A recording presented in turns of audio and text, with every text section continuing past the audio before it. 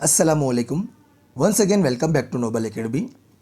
Last video में हमने chapter number 9 की हमने टाइप्स ऑफ फॉरेस्ट के बारे में जाना। इम्पैक्ट ऑफ डिफॉरेस्टेशन यानी जो फॉरेस्ट को काटने से कौन सी इम्पैक्ट होती है वो हमने पढ़ा। उसको फॉरेस्ट को हमें किस तरह बचाना चाहिए वो हमने जाना। वाइल्ड लाइफ डाइवर्सिटी के इंडिया के अंदर कौन से एनिमल्स और बर्ड्स पाए जाते हैं वो हमने पढ़ा।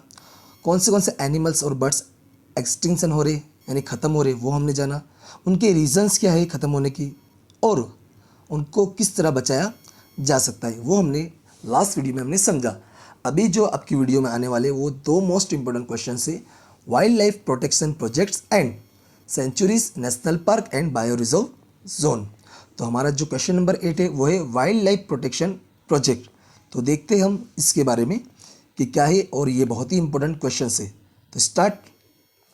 Wild life protection scheme. Some scheme are implemented in India to protect the wildlife.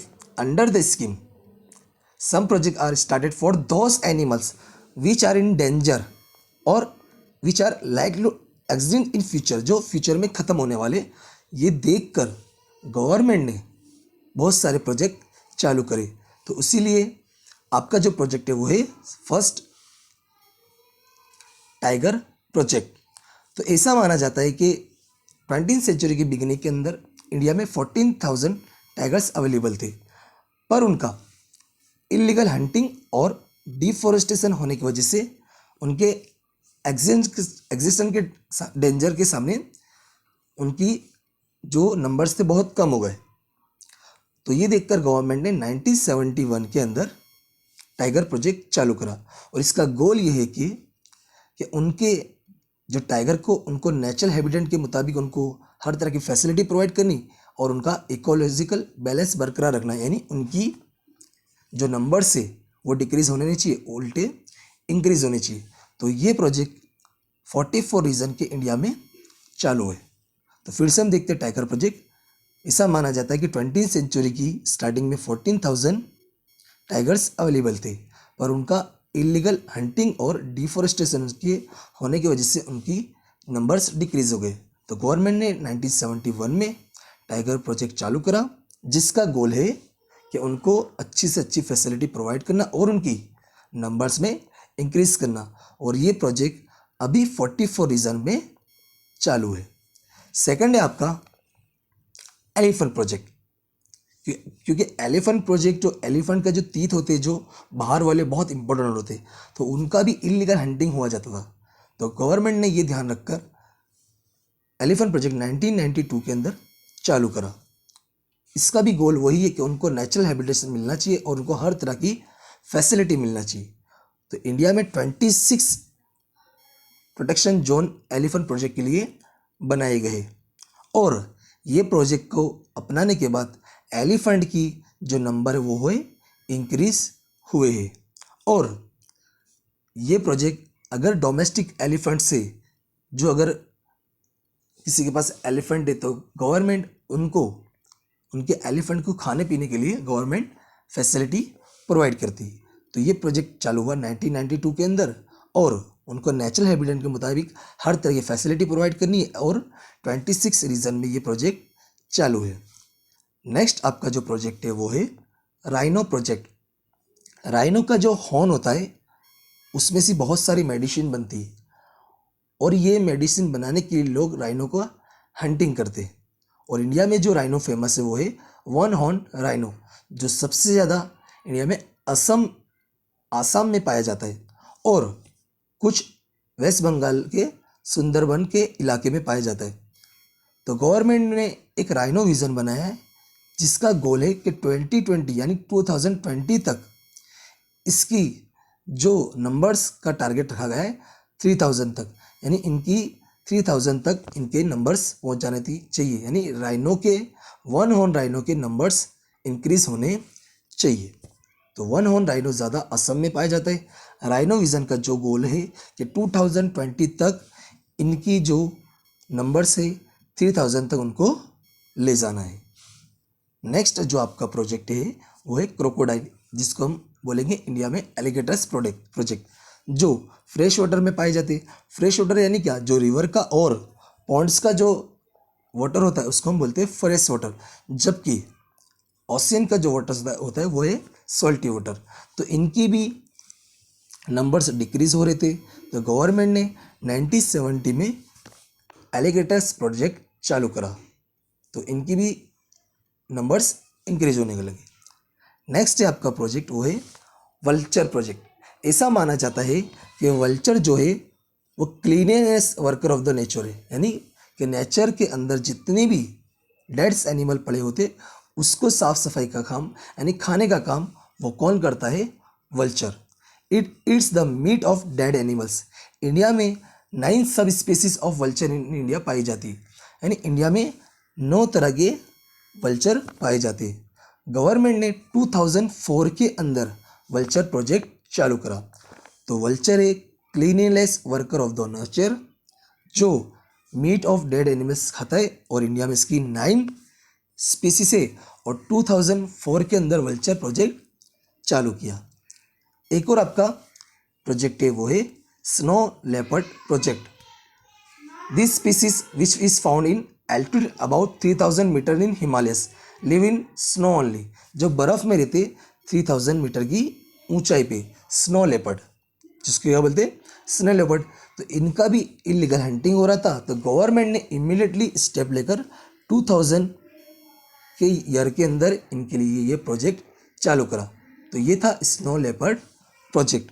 और भी प्रोजेक्ट बन रहे हैं गवर्नमेंट ने कि उसके लिए स्कीम बनाई गई कि और भी बहुत सारी स्पीसीज के लिए प्रोजेक्ट चालू हो रहे। अभी जो आपका मोस्ट इंपॉर्टेंट क्वेश्चन है वो है sanctuaries national park and bio reserve zone. तो ध्यान नटे अच्छी तरह से ये क्वेश्चन समझना है कि what is called sanctuary, national park and bio reserve zone. All this three words sound like synonyms but there is some difference, let us be familiar with them. तीन वर्ड्स आपको एक जैसे लगेंगे, तीन का गोल एक जैसा होगा, पर इसमें काफ़ी सारा डिफरेंस है कि हम सेंचुरीज किससे बोलेंगे, नेशनल पार्क किससे बोलेंगे एंड बायो रिजर्व जोन किससे बोलेंगे। तो हम अभी देखते हैं sanctuaries. What is mean by a sanctuary? Sanctuary are those protectors area where a provision is made to protect and conserve those wild animals which facing danger extinction।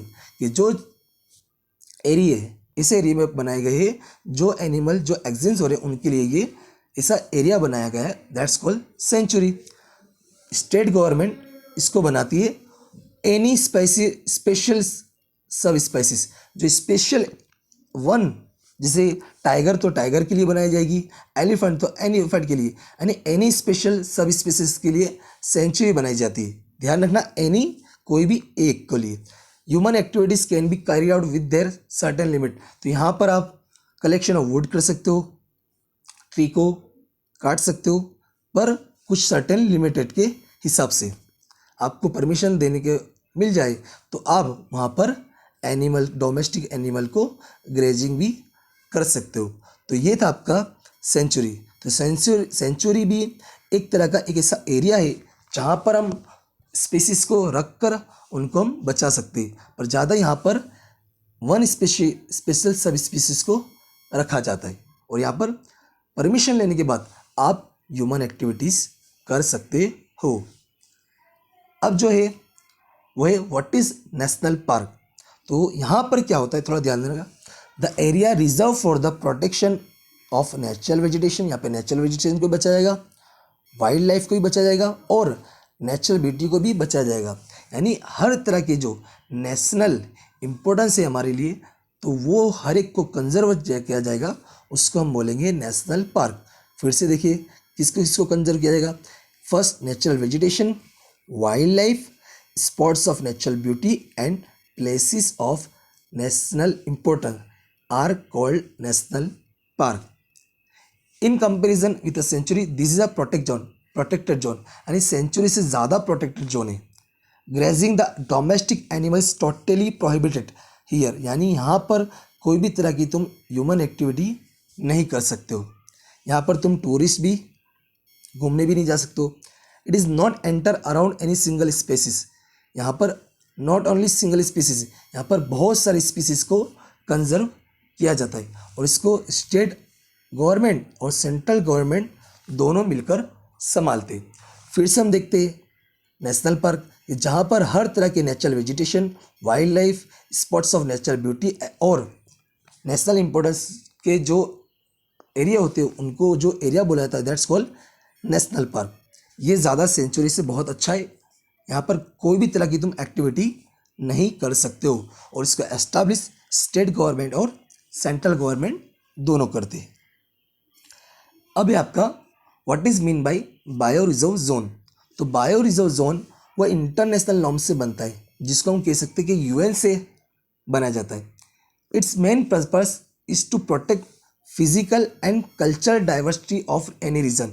यानी यहाँ पर आपको एनिमल्स के अलावा यहाँ पर जो एरिया के अंदर ह्यूमन रहते हैं उनको भी बहुत बचाना है। जैसे कि यहाँ पर vegetation, insects, animals, land and the life style people, यानी लोगों को भी बचाया यहाँ पर जाता है कि उनका जो कल्चर है, जो जंगल में फॉरेस्ट में जो लोग रहते हैं उनको भी बहुत सारा प्रोटेक्ट किया जाता है। यहाँ पर बहुत सारे रिसर्च और ट्रेनिंग सेंटर बनाए गए और यहाँ पर कोई भी तरह की ह्यूमन एक्टिविटी आप कहीं कर नहीं सकते। और ये इसका जो जनरली एरिया होता है बायो रिजर्व जोन का वो होता है 5000 स्क्वायर किलोमीटर्स। और ये बायो रिजर्व जोन में तो ये था आपका बायो रिजर्व जोन जो इंटरनेशनल नॉर्म्स में बनता है। यहाँ पर ये सबसे प्रोटेक्टेड जोन है।